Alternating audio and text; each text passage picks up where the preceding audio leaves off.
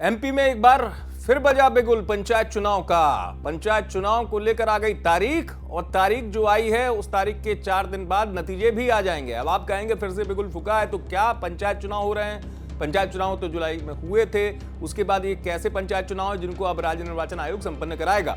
दरअसल मध्य प्रदेश में 5 जनवरी की तारीख दी गई है, जिसमें कहा जा रहा है कि 63,000 से जो तैयारी की गई है, ज्यादा पंच और 200 सरपंचों के लिए वोटिंग होगी।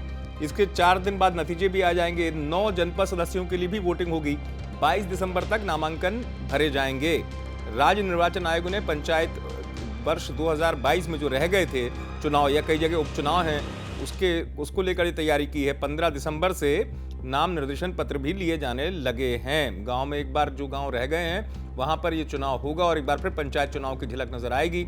और आपको ये भी बता दूं, पंच पद के लिए जो मतदान है वो मतपत्र से होगा, वहीं सरपंच, जनपद पंचायत और जिला पंचायत सदस्य के लिए मतदान ईवीएम से होगा। चुनाव की क्या प्रक्रिया है ये भी मैं आपको बता देता हूं। जो नाम निर्देशन पत्र है उसकी तारीख 15 दिसंबर को शुरू हो जाएगी। नाम निर्देशन पत्र प्राप्त करने की जो नॉमिनेशन वाली बात होती है तारीख है, वो है 22 दिसंबर तक लिया जा सकता है। इन नामांकन पत्रों की जांच 23 दिसंबर को होगी। नाम वापस लेने की अंतिम तारीख 26 दिसंबर है। इसी दिन चुनाव चिन्ह बांट दिए जाएंगे। मतदान 5 जनवरी को होगा, जैसे मैंने शुरुआत में आपको बताया, और 4 दिन बाद नतीजे आ जाएंगे। 9 जनवरी को नतीजे घोषित किए जाएंगे। ये नतीजों की बात होगी। काउंटिंग कैसे होगी ये भी मैं आपको बता दूं। पंच पद के लिए काउंटिंग वोटिंग के तुरंत बाद ही पोलिंग बूथ पर होगी। सरपंच, जनपद सदस्य, जिला पंचायत सदस्य की काउंटिंग 9 जनवरी को सुबह से विकासखंड मुख्यालय पर ईवीएम से होगी।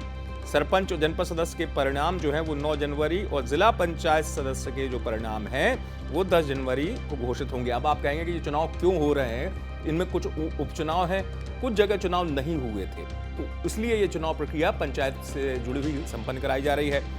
पंच के 61,936 पद के लिए उपचुनाव और 1,364 पद के लिए आम निर्वाचन होगा। आम निर्वाचन मतलब जो उस वक्त नहीं हुआ था।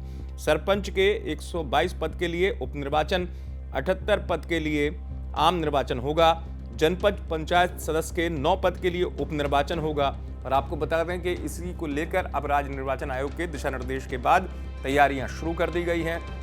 कर्मचारियों की ट्रेनिंग कार्यक्रम भी शुरू किया गया और जनवरी की शुरुआत में से मैंने आपको तारीख बताई 5 जनवरी को इसको लेकर वोटिंग की जाएगी। लेकिन उससे पहले एक बार फिर पंचायत चुनाव का जो शोर है, पंचायत चुनाव की जो झलक है, वो एक बार फिर मध्य प्रदेश के गाँव में देखने को मिलेगी। भोपाल से आप तक की खबर पहुंचाई हमारे संवाददाता रवीश पाल सिंह ने। आप देखते रहें।